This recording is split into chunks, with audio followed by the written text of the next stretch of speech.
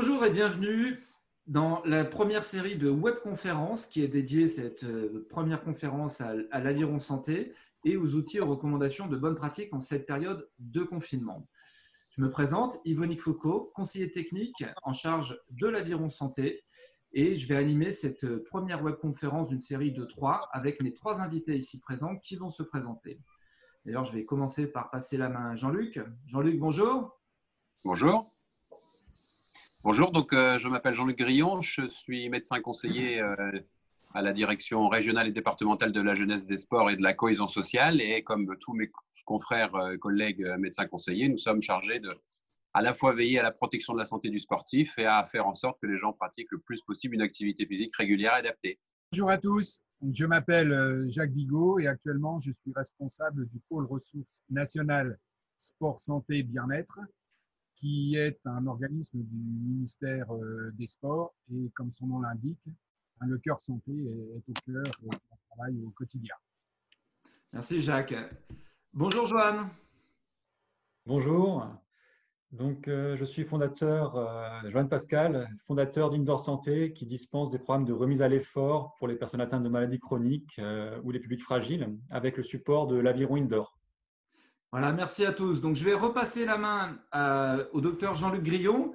Jean-Luc, j'aimerais que tu nous en dises un peu plus sur les enjeux en cette période très particulière que nous vivons, sur le plan du bien-être et de la santé, et que tu puisses à la fois faire une espèce d'état des lieux et nous donner des recommandations en la matière. Oui, très bien. Donc, la première chose à savoir, c'est qu'on a finalement deux choses un peu contradictoires à essayer de mêler au mieux. C'est-à-dire, d'une part, le risque de se contaminer et finalement de mettre en danger les autres, qui est vraiment un risque extrêmement important, qui doit être mis en premier, bien évidemment. Mais à côté de ça, il existe un risque plus à moyen terme et à long terme, qui est le fait d'arrêter de pratiquer une activité physique pour sa santé. Et ces deux risques sont importants à tenir compte. Pourquoi ? C'est parce que ne pas pratiquer d'activité physique pendant cette période de confinement va augmenter les risques de déséquilibre d'une maladie, va augmenter le poids, et on voit bien qu'un certain nombre de personnes commencent déjà à prendre du poids, va en gros fragiliser les personnes, qui va les rendre plus vulnérables vis-à-vis du virus en particulier. La deuxième chose, c'est que baisser son activité physique va rendre la personne moins immunocompétente, c'est-à-dire qu'en fait, elle va se protéger moins au niveau de ses défenses immunitaires pour se protéger vis-à-vis du virus. Donc ça, c'est une deuxième chose.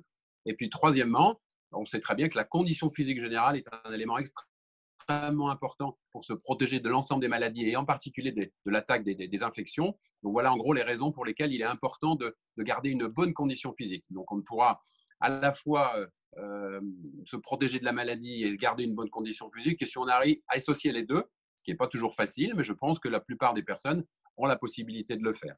Alors, pourquoi pratiquer ? Vous le savez très bien maintenant, puisque maintenant l'activité physique fait partie de l'arsenal de thérapeutique du médecin en particulier pour les gens atteints de maladies chroniques. Ça s'appelle les thérapeutiques non médicamenteuses. Donc, il est important de conserver ces activités. Alors, comment maintenant on peut conserver ces activités ? Il y a 3 méthodes, puisqu'il y a 3 piliers essentiels de la pratique d'activité physique. C'est premièrement la lutte contre la sédentarité. Je donne un petit exemple. Par exemple, si vous avez possibilité de faire sonner votre réveil une fois toutes les heures, vous vous dites, là, il faut que je me lève et puis que je marche pendant 3 ou 4 minutes. Si vous faites ça toute la journée, et là, c'est la meilleure façon et la plus facile pour lutter contre la sédentarité qui, elle, est un facteur indépendant et qui peut être très mauvais pour la santé. Yvonique, Alors, oui. Jean-Luc, c'est quoi la sédentarité ? La sédentarité, c'est finalement assez simple, c'est le fait de rester assis. Et en confinement, on a plutôt tendance à rester assis. Alors, c'est rester assis devant la télévision, rester assis dans sa voiture, mais même si là, on est très, très peu dans sa voiture, rester assis devant la table, rester assis pour travailler au bureau, à la maison, rester assis pour jouer sur une tablette, toutes ces choses-là. Donc, finalement, à partir du moment où on dépasse 7 heures par jour de sédentarité, on commence à attaquer, à abîmer sa santé. Et on sait que déjà en moyenne, habituellement, les Français pratiquent entre 9 heures et 10 heures de sédentarité par jour, ce qui est déjà largement excessif. En période de sédentarité, on peut facilement imaginer que ce chiffre va augmenter, voire exploser. Très bien. Alors ça, c'était la première chose. La deuxième chose, c'est l'activité physique quotidienne. Donc, il est important que les gens continuent à faire de l'activité et en profitent, je dirais, pour majorer les activités ménagères, les activités de jardinage, puisque maintenant le printemps arrive progressivement, donc les tondeuses peuvent être mises en route, etc. Alors ça, c'est facile pour des gens qui sont à la campagne ou qui ont un jardin. C'est beaucoup plus difficile dans un appartement où on peut être plus confiné, avoir du mal à sortir de chez soi. Le bricolage également peut être un très bon moyen pour pratiquer une activité physique. Et à côté de cela, il y a ce qu'on appelle les activités physiques structurées, qui vont être présentées tout à l'heure par Jacques et par Johan. Il va s'agir d'associer les trois, de ne pas en laisser une de côté, essayer de faire un petit bilan tous les jours de ce qu'on fait pour maintenir cette activité physique indispensable. Notamment, bien sûr, par rapport à cette heure de sortie qui est autorisée avec le formulaire, mais on pourra en parler peut-être un peu plus tard. Je pense que cette heure de sortie est absolument indispensable à nous de faire en sorte, à chacun de nous, de faire en sorte qu'on ne mette pas en danger la santé des autres et pouvoir le faire sans être obligé de marcher à côté d'autres personnes. Mais à mon avis, on peut arriver dans un grand nombre de cas à pouvoir le faire. Mais si on ne peut pas, si c'est trop dangereux, il ne faut pas le faire, bien évidemment. Donc voilà. Et je dirais, il y a à côté de ça, il y a des mesures d'information sur qu'est-ce qu'on risque, qu'est-ce qu'il faut faire, etc. Et là, j'ai retrouvé effectivement à la direction régionale, on nous envoie un bulletin très, très régulièrement tous les jours. Il y a un service d'information du gouvernement qui diffuse tous les jours une note d'information sur coronavirus. Il a une mise à jour du mercredi 1er avril qui me permet de vous donner quelques consignes par rapport à ça. Et je pense que ça va être important, Yvonique, qu'effectivement, tu nous communiques ce service d'information, cette note d'information du gouvernement qui donne vraiment, à partir d'une foire à questions, toutes les réponses qu'on peut attendre vis-à-vis aux questions, par rapport aux questions qu'on peut se poser. Oui, tout à fait, Jean-Luc. Effectivement, nous allons mettre en ligne ce lien qui permettra effectivement à nos auditeurs, aux personnes qui regardent, d'avoir les informations nécessaires, tout comme les autres qui vont être présentées durant cette webconférence. Jean-Luc, j'ai une question. J'aimerais que tu nous en dises un peu plus, parce que j'ai bien compris qu'il fallait pratiquer une activité physique et sportive régulière pour lutter contre la sédentarité. Voilà, et surtout ne pas augmenter sa sédentarité par rapport au niveau d'activité physique qu'on pouvait avoir avant le confinement. Voilà, c'est effectivement ce qu'on préconise dans notre programme Sport Santé et Aviron Santé particulièrement. Je dirais que quand on est dans une vie normale, c'est très facile et on peut faire de l'aviron santé. Il y a des gens qui ont des ergomètres actuellement qui peuvent suivre le programme hashtag ramer chez vous, voilà. Mais d'autres qui ne peuvent pas. Et voilà, et c'est pour ça que ça me semble important aussi de pouvoir donner des bons conseils. Et en même temps, je me pose la question, quelle doit être l'intensité de l'activité qu'on doit faire? Puisqu'on sait dans le cadre du programme Aviron Santé qu'il ne faut pas non plus vouloir en faire trop. Est-ce que tu peux nous en dire un peu plus?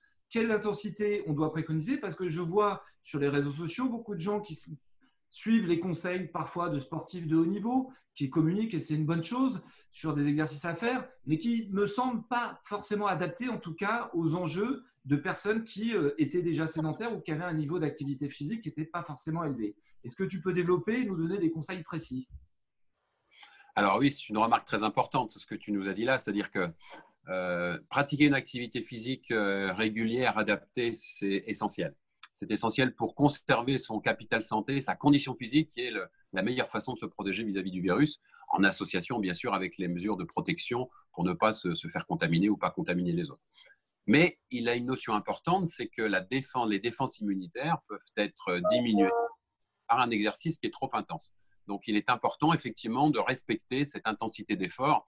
Alors, on sait que les intensités efficaces pour quelqu'un qui a l'habitude de faire de l'activité physique, quelqu'un qui recommence une activité physique, on va le faire démarrer sur une échelle de 1 à 10 à 1, voire 2, voire 3 maximum pendant les 3 premiers mois. Donc, ça va s'adresser à des gens qui ont déjà l'habitude de pratiquer. Pour les autres, je vous dis, il faudra redémarrer sur des intensités extrêmement faibles.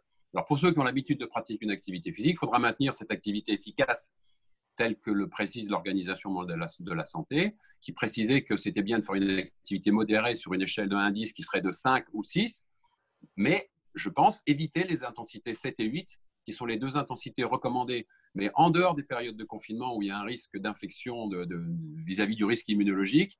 Donc je pense sincèrement que les intensités 5 à 6 sont très bien pour pratiquer en mode confiné et se protéger, garder son immunité intacte. Parce que dès qu'on va se rapprocher des intensités 7 et 8, voire au-delà, on va taper, je dirais, dans notre système immunitaire, et on va le rendre plus fragile vis-à-vis de cette infection. Voilà, ça me semble effectivement un conseil très important ce que tu viens de nous donner, c'est-à-dire pratiquer à intensité modérée et pas plus, en tout cas pas plus qu'avant, surtout pas. Si vous aviez une activité physique qui était faible, ne cherchez pas à en faire de trop. Si vous aviez un niveau d'activité physique qui était plus important, n'en faites pas plus non plus et privilégiez les intensités modérées. On est d'accord, Jean-Luc? Alors, c'est d'autant plus important que je travaille régulièrement avec Laurent Schmitt, qui est vraiment un des grands spécialistes de la performance de très très haut niveau, que ce soit Martin Fourcade, des gens comme ça qui suivent tout à fait les consignes que Laurent Schmitt lui font passer, les rameurs également. Et Laurent Schmitt précise bien qu'une des bases fondamentales pour accéder au très très haut niveau, c'est d'avoir des grandes quantités d'intensité modérée et non pas attaquer, je dirais, les intensités dures, etc. Et donc, même vis-à-vis du très haut niveau, les théories d'amélioration de la performance changent en ce moment, enfin, depuis un certain temps déjà, et visent à ce que les gens emmagasinent une très grande quantité d'intensité modérée. Donc, je crois que ça va tout à fait dans le sens de nous préserver, nous, par rapport collectivement à notre condition physique générale. Merci Jean-Luc pour ces conseils précieux. Voilà. Alors j'ai une dernière question Jean-Luc avant de passer la parole à Jacques. J'ai des questions à poser à Jacques, qui est notre directeur du pôle ressources sport santé bien-être. J'ai une dernière question Jean-Luc. Là on a parlé d'activité physique. Bon, on est en période de confinement. Il y a aussi l'alimentation qui va avec la sédentarité, avec le risque de prise de poids. Est-ce que tu peux nous donner des conseils en la matière? Est-ce qu'il y a des outils qu'on peut utiliser? Alors, c'est un point très important. On parle de santé globale, c'est-à-dire qu'à côté, effectivement, du côté activité physique en tant que telle, il faut bien sûr considérer les autres paramètres qui vont avec pour garder sa santé, c'est-à-dire effectivement le bien manger, c'est-à-dire le bien dormir, avoir un rythme de vie équilibré, l'hygiène. Il s'agit quand on se lève le matin d'aller se laver, d'aller tout ça, se laver les dents, etc. C'est très important. Certaines personnes vont avoir, je pense, tendance à laisser un petit peu tomber ces consignes de base et il va falloir revenir à chaque fois dessus. Et le côté alimentation est vraiment aussi important que le côté bouger. Un sportif, d'ailleurs, sait très bien que ce qu'il mange est extrêmement important dans le cadre de sa performance.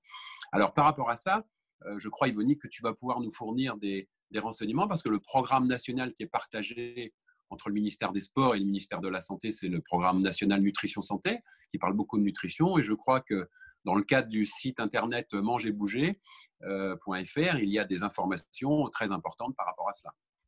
Voilà, donc effectivement, j'ai ce site internet et cette présentation que je vous mets en image.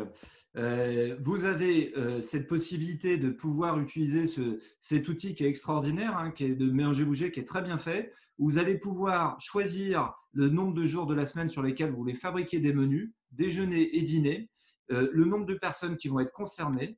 Et voilà, vous allez avoir dans la fabrique à menus, qui est extraordinaire, qui a été développée, votre programme pendant une semaine avec les quantités. C'est-à-dire que ce n'est pas simplement le menu, c'est si vous cliquez sur un menu, vous avez le détail de ce que vous pouvez préparer et avec les quantités. Et en cette période de confinement, je trouve cet outil extraordinaire et vraiment très pertinent pour vous permettre aux uns et aux autres, effectivement, de pouvoir adapter votre alimentation et pas vous retrouver à faire du grignotage, notamment. On sait que c'est l'un des risques. Et pas que. Je pense que c'est aussi un temps où on est en tout cas, où on peut reprendre le temps de faire des choses. Et c'est l'occasion de tester des choses qu'on a peut-être plus l'habitude de faire. Et je te remercie, Jean-Luc, pour ces conseils du Plan national Nutri-Santé. On vous enverra les liens pour que vous puissiez y accéder. Merci beaucoup, Jean-Luc. Du coup, je vais donc passer la parole à Jacques. On a parlé effectivement, Jacques, avec Jean-Luc. On a bien compris qu'il fallait bouger et qu'il y avait des recommandations, notamment de l'OMS. Peut-être que tu vas pouvoir développer un petit peu plus et nous dire de quelle manière il faut bouger. Tu travailles, donc tu es directeur du pôle ressources sport santé bien-être, avec qui on travaille la fédération déjà depuis pas mal d'années dans le cadre du programme Aviron Santé. Et je sais que tu as travaillé sur des outils de recommandation en cette période si particulière. Peux-tu nous en dire plus? Oui, tout à fait. Donc j'ai travaillé, mais pas tout seul. C'est toute l'équipe de la direction des sports et le bureau des SA1 du ministère qui a mis en œuvre toutes ces recommandations. Alors, Vous savez bien que depuis la mi-mars, des mesures de confinement ont été prises pour lutter contre la propagation de ce virus. Et ces mesures de confinement ont bien sûr bouleversé le quotidien des Français. Et au regard des recommandations et des risques de la sédentarité que présentait Jean-Luc, eh ben, le ministère a pris bonne note de ces choses et a décidé de rendre l'activité physique et sportive accessible à tous par une opération particulière qui s'appelle avec le ministère du Sport, faire du sport chez soi, c'est nécessaire et facile. Donc, pour ce faire, le ministère a mis en ligne des recommandations relatives à l'activité physique, des recommandations sur le temps passé assis, pour s'adapter à cette situation exceptionnelle. Donc, le ministère des Sports a accordé un haut patronage à certaines plateformes numériques, Bisport, MyCoach, Gouvap, sont des contributions de qualité. Et ces acteurs se sont engagés à mettre gratuitement leur support au service de tous les Français pendant cette période de confinement. Alors, ces séances d'entraînement, de pratique d'activité physique et sportive comportent des exercices de renforcement musculaire, du travail cardio, de la proprioception, des étirements, tout pour rester en pleine forme. Et en plus de ce haut patronage, le ministère a listé une liste de sites recommandés, qui est assez longue, et parmi lesquels, par exemple, il y a Adidas Training, qui a aussi l'avantage de présenter une évaluation préalable. Il ne faut pas oublier dans ce panorama toutes les actions mises en place par les fédérations françaises, les fédérations sportives, qui se sont mobilisées pour proposer à leurs pratiquants de pratiquer leur discipline à domicile avec des solutions numériques. Donc, ne pas oublier les recommandations qui ont été faites par l'Organisation mondiale de la santé. Alors, à savoir, c'est 1 heure par jour pour les enfants et 30 minutes par jour pour la population adulte. Alors, quand on parle de ça, on oublie souvent la moitié du message, c'est 30 minutes d'activité physique et sportive, 30 minutes d'activité physique à intensité modérée, comme le soulignait très bien Jean-Luc. Des recommandations pour rompre la sédentarité, alors toutes les heures ou toutes les 30 minutes si c'est possible. Il faut diminuer ce temps assis. Pratiquer tous les jours, pratiquer régulièrement, comme l'a dit Jean-Luc, c'est très bien, mais il faut le pratiquer à une intensité modérée. Et souvent, on oublie la récupération. Récupérer, c'est important, même pour des sportifs entraînés. On a coutume de dire que la récupération fait partie de l'entraînement. Donc, par exemple, si vous faites du renforcement musculaire, n'en faites pas tous les jours. Mettez une séance de repos entre chaque séance de renforcement musculaire ou faites autre chose, des étirements, du cardio, mais pas du renforcement musculaire tous les jours. Et quand on dit 30 minutes par jour d'activité physique ou 1 heure d'activité physique tous les jours, c'est la cible qu'il faudrait atteindre. Et pour les gens qui n'ont pas l'habitude de pratiquer, on ne commence pas par 1 heure si on n'a jamais rien fait. On y va, on commence par 10 minutes. La fois d'après, on fait peut-être 2 fois 6 minutes. Voilà, avec toute la cuisine qui peut être faite entre des temps de travail pour arriver à cette cible qui est de 30 minutes par jour ou d'1 heure par jour. Finalement, Jacques, ce sont les recommandations très générales qu'on adopte aussi dans un programme sport santé, particulièrement avec l'Aviron Santé, ce qu'on met en place, ce que met en place Johan en tant que coach Aviron Santé dans son club. Sauf que là, tout le monde n'a pas de rameur, donc les gens vont chercher à faire de l'activité physique chez eux avec les outils du ministère. C'est bien ça. Et quand on dit dans le sport santé, on dit qu'il faut avoir une pratique RASP, c'est-à-dire RASP pour dire régulière, adaptée, sécurisée et progressive, c'est-à-dire on augmente l'intensité, on augmente le temps de travail doucement, de manière à ne pas en faire de trop. Et ce qu'il est important aussi de respecter pour ceux qui n'ont pas l'habitude de pratiquer, c'est le placement, la posture. Lorsque l'on réalise certains exercices de renforcement musculaire, il faut penser à bien placer son bassin, préserver son dos. Tout ça, c'est important. Pour les personnes qui sont en télétravail, c'est bien de faire du rameur, c'est bien de faire de l'activité physique et sportive, mais il y a aussi sa posture devant l'écran, de régler correctement son écran, de prendre soin de son dos. C'est très important et ça évite de souffrir après de contractures ou de dorsalgie. Jacques, Oui. l'idée, en fait, si j'ai bien compris, c'est en termes de recommandations, c'est faites de l'activité physique, mais n'augmentez pas en fait le risque de blessure parce que vous allez mal la faire. Voilà. Donc soyez vigilants avec notamment à ne pas trop en faire, à en faire de façon modérée et à penser aux postures les plus naturelles possibles, notamment au niveau du dos, des recommandations de bon sens qu'on peut avoir au quotidien. Ne pas avoir le dos rond, avoir le bassin bien placé. On oublie très souvent le bassin. Bon, c'est pas évident pour les gens qui n'ont pas l'habitude, qui ne sont pas forcément coachés, mais en tout cas, essayer d'être le plus droit possible et de ne pas aller travailler trop fort avec son dos pour aller se faire des courbatures et du mal et puis ne pas pouvoir recommencer le lendemain. On est d'accord? C'est ça l'idée? C'est ça. Et puis choisir dans tout le panel à disposition sur le net des exercices ou des séances qui correspondent à votre niveau du moment. Ne pas vouloir faire comme un sportif de haut niveau ou faire comme un sportif de niveau national alors qu'on est un débutant. Tout ça, c'est pas du tout péjoratif, c'est qu'il faut adapter la pratique à sa condition physique du moment. Alors, si je peux me permettre, du coup, Jacques, ça veut dire que le sportif qui, sur Twitter, qui préparait les Jeux Olympiques, qui se fait une vidéo et qui fait des bumpers, est-ce qu'il faut Oui. aller les faire, les bumpers? Ben non, je ne pense pas parce que ce n'est pas adapté pour tout le monde. Ce n'est pas un exercice qui convient je dirais, aux citoyens lambda. Si vous regardez Teddy Riner, par exemple, ben, vous ne faites pas les mêmes exercices que lui parce qu'on n'a pas la même force, la même posture, la même grandeur et on n'a pas surtout le même niveau d'entraînement. Très bien. Quand j'y pense, associé à la posture, pensez à respirer, à bien ventiler, à respirer correctement. Et pensez aussi peut-être, lors de vos séances d'activité physique et sportive, d'aérer la pièce de manière… Tout ça, ça rentre dans l'hygiène de vie au sens large. Et puis, dès qu'il y a un symptôme, quel qu'il soit, j'ai une douleur qui apparaît, j'ai une fatigue récurrente, je tousse de trop, on ne prend pas de risque, on s'arrête et on consulte si besoin. Je crois que dans cette période, il faut être très prudent. Voilà. On peut dire qu'un sport qui est bien réalisé, c'est un sport finalement adapté effectivement à ses capacités individuelles finalement. Et puis c'est une activité, puisqu'on va la faire de façon modérée, on doit être capable de la recommencer avec une journée de repos dans un premier temps quand on n'est pas entraîné. Si on est entraîné, peut-être le lendemain, mais toujours de façon modérée et sans courbature. Est-ce qu'on peut dire ça?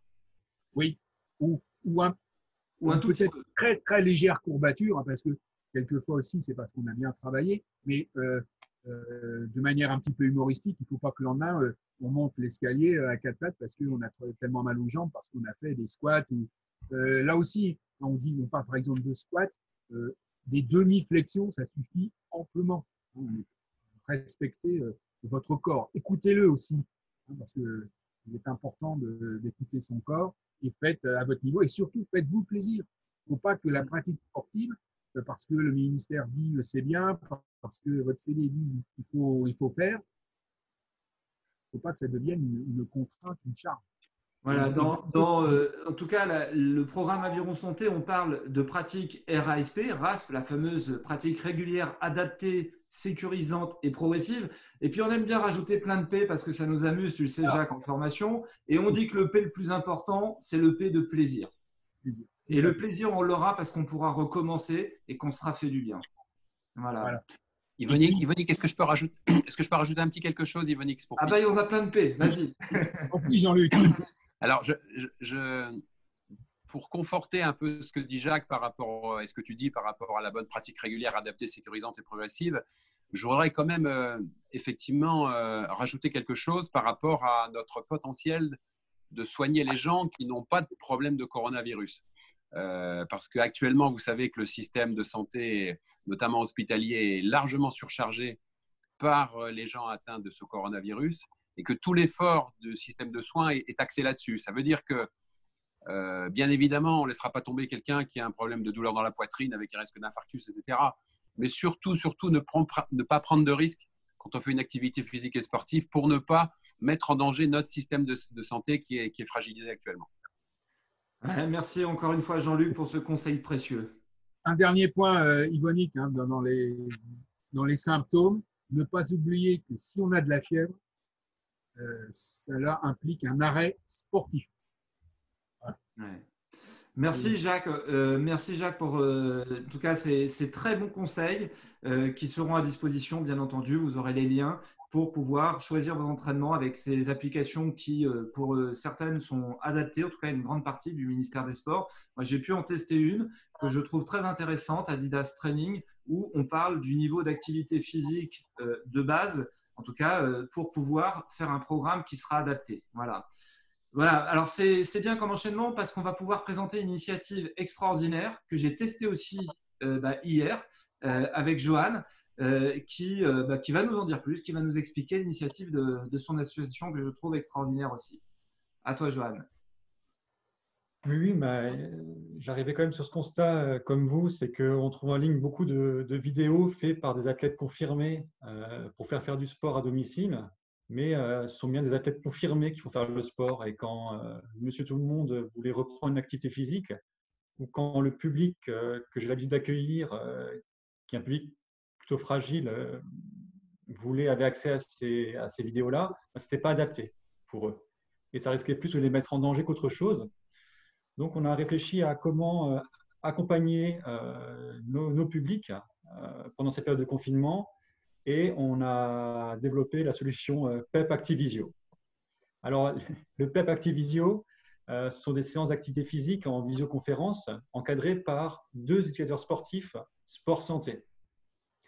Alors, les contenus de ces séances sont adaptés pour les publics atteints de maladies chroniques ou les publics fragiles, mais également donc, pour les personnes qui veulent démarrer une activité physique de manière progressive et en toute sécurité. L'intérêt de la visioconférence, c'est que ça permet de garder le côté humain, ça permet de garder l'éducateur sportif au centre du dispositif, maintenir l'échange avec les pratiquants et donc les encadrer et les guider pendant leur séance. Après, on s'est rendu compte qu'il y avait quand même cet aspect digital, cet aspect loin par rapport à l'écran et que ce n'est pas facile pour un éducateur d'avoir l'œil sur tout, comme sur une séance aviron santé, une séance sport santé. Et tout de suite, on s'est dit, voilà, il nous faut une tour de contrôle pour être certain que nos pratiquants réalisent les bons mouvements dans de bonnes conditions. Et tout de suite, cet éducateur qui anime la séance, on l'a doublé par un coach assistant, un deuxième éducateur sportif, dont le rôle, lui, est d'être assis. Hein, pour le coup, il est sédentaire, il est derrière son écran, et lui, son rôle, c'est d'observer les pratiquants, de s'assurer que les mouvements sont réalisés de manière optimale, et surtout de proposer des alternatives pour s'adapter au niveau réel du moment de ces pratiquants-là. Donc, ces séances, les formations Aviron Santé sont géniales parce qu'on les a construites sous le format RASP, ce fameux RASP. Notre objectif, c'est vraiment d'offrir des contenus qui sont accessibles à tous, qui permettent de mener une activité physique régulière et modérée, et surtout en gardant, ce qui nous tient à cœur, c'est une prise en charge personnalisée. Donc voilà ce qu'est le PEP Activisio, c'est de la visioconférence, c'est des salles de sport virtuelles animées par 2 coachs, avec toujours un temps en début de séance pour la prise en main de l'outil technologique, pour ceux qui auraient des difficultés avec, après un échauffement, un corps de séance de 35 à 40 minutes, un retour au calme, parce qu'il est important, il ne faut jamais l'oublier. Et surtout, après les séances, c'est un temps d'échange et un temps convivial. Parce qu'en cette période de confinement où chacun est chez soi, c'est important de pouvoir parler à l'autre, de pouvoir poser des questions et d'échanger. Donc voilà ce qu'est le PEP Activisio. Merci Johan, c'est une initiative vraiment extraordinaire parce qu'elle est gratuite et à disposition et organisée par une association Indoor Santé Strasbourg qui fait déjà de l'aviron santé avec Johan en tant que coach aviron santé depuis très longtemps et très active en matière de développement du sport santé. Et je peux que vous la recommander pour avoir testé. Ils ont des enseignants en activité physique adaptée qui interviennent et 2 donc par visioconférence avec un qui anime et un qui corrige. Et je trouve qu'effectivement, ce modèle-là est un bon modèle pour pouvoir préserver la santé des pratiquants et donc pouvoir aussi continuer à garder du lien avec d'autres durant cette période de confinement. Alors voilà, merci beaucoup à tous. Je trouve qu'on a pu présenter un certain nombre de conseils pertinents à partir de cet enjeu, de cette période très particulière. Je voudrais qu'on retienne un certain nombre de choses. Jean-Luc, on est d'accord pour dire qu'il est impératif de maintenir une bonne condition physique pour se protéger du Covid-19 durant cette période, encore une fois, très particulière. C'est essentiel, c'est essentiel. On lutte contre la sédentarité, on se lève toutes les heures minimum, toutes les demi-heures. On fait une activité physique quotidienne, on la renforce, voire, et puis on fait une activité physique structurée avec, par exemple, le rameur, tel que les programmes ont été présentés, qui me semble vraiment tout à fait très, très bien. Voilà.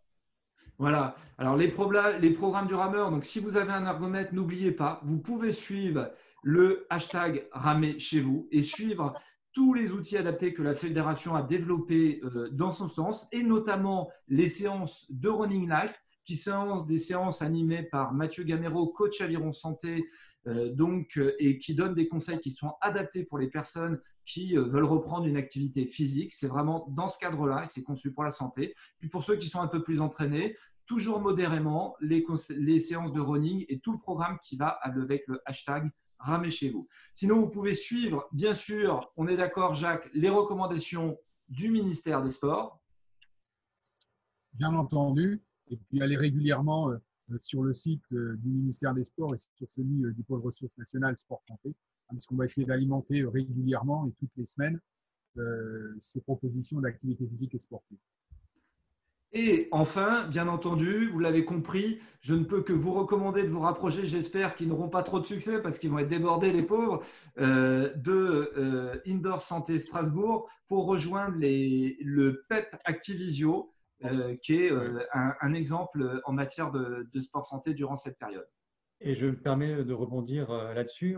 Les séances d'activité physique, donc, elles sont accessibles à tous, puisque pas forcément sur rameur, elles sont sur des thématiques renforcement musculaire sans matériel, cardio-training et étirement.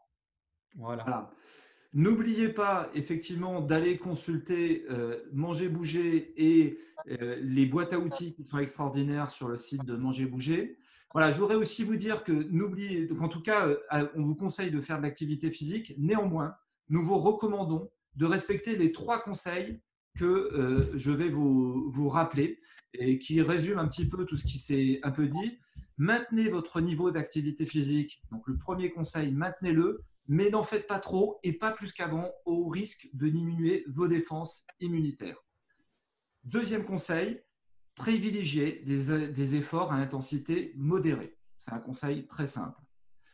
Troisième conseil, arrêtez-vous dès qu'un symptôme associé au Covid-19 ou même autre, voilà, mais surtout par rapport à cette période très particulière dans laquelle nous vivons, arrêtez-vous si vous avez une fièvre supérieure à 37,5 degrés, de la toux, une perte de goût et de l'odorat, des maux de tête et des difficultés respiratoires, ou tous les conseils que vous retrouverez sur le lien qu'on vous mettra à disposition. Et surtout, consultez un médecin. N'hésitez pas.